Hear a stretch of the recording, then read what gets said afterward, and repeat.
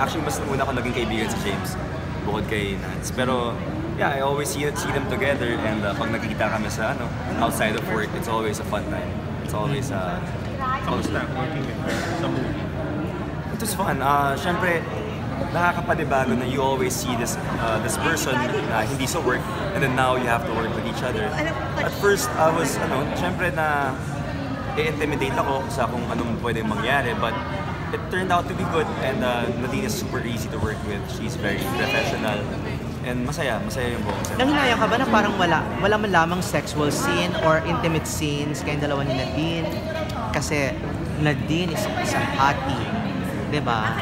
Kung nalungkot ako, Hindi, kung na-disappoint ka mo ng hinayang. of course, hindi naman. For me naman kasi, hindi naman importante yung intimate scenes for every movie or yan. Kung pwedeng matawid na wala, edi okay lang naman na wala. Diba? For this material, walang mga... Hindi kailangan.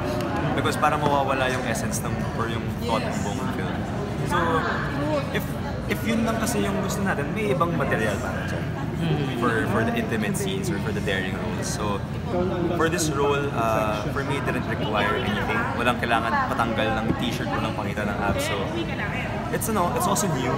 And then, syempre, ayoko rin naman na palagi nagtatanggal ng shirt or nagtatopless palagi. Syempre, gusto natin. Syempre, ikaw magugusto naman.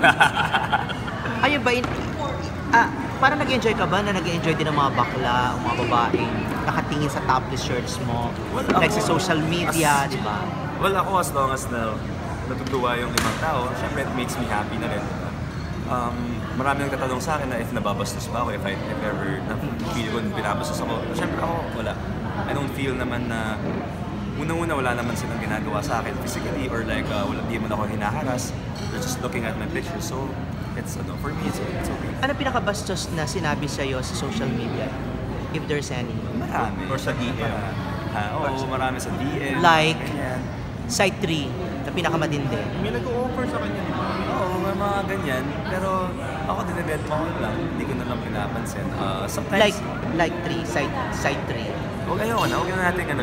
Huwag na natin, let's not go into detail. Pero may mga bastos talaga na...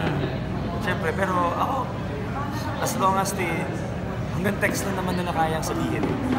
So, kung sabihin sa akin right in front of me, baka ibang usapan yun.